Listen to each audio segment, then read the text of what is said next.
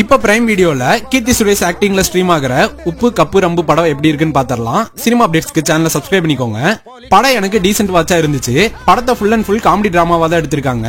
இந்த படத்தை ஒன்லைனா சொல்லணும்னா படத்தோட ஸ்டார்டிங்லயே சிட்டி ஜெயபுரம்ங்கிற ஒரு வில்லேஜ காட்டுறாங்க. அங்க இருக்க ஊர் தலைவர் இறந்து போக அந்த ஊர் தலைவர் பதவி அவரோட பொண்ணான கீர்த்தி சுரேஷ்க்கு வருது.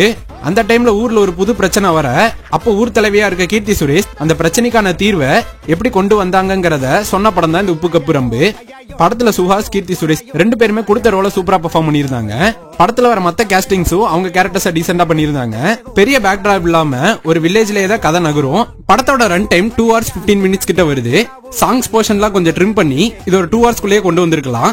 ஆனா முடிஞ்ச அளவுக்கு டைரக்டர் சசி அதை எங்கேஜிங்கா இன்ட்ரெஸ்டாவே காட்டியிருக்காரு. தமிழ் டப்பிங்கோட பிரைம்ல ஸ்ட்ரீம் ஆகுது. ஒரு ஜாலியான காமெடி படத்தை ஃபேமிலியோட உட்கார்ந்து என்ஜாய் பண்ணி பார்க்கணும்னு நினைக்கிறவங்க இந்த படத்தை கண்டிப்பா ட்ரை பண்ணலாம். படம் பார்த்தவங்க எப்படி இருந்துச்சுங்கிறத கமெண்ட் பாக்ஸ்ல கமெண்ட் பண்ணிருங்க. பை.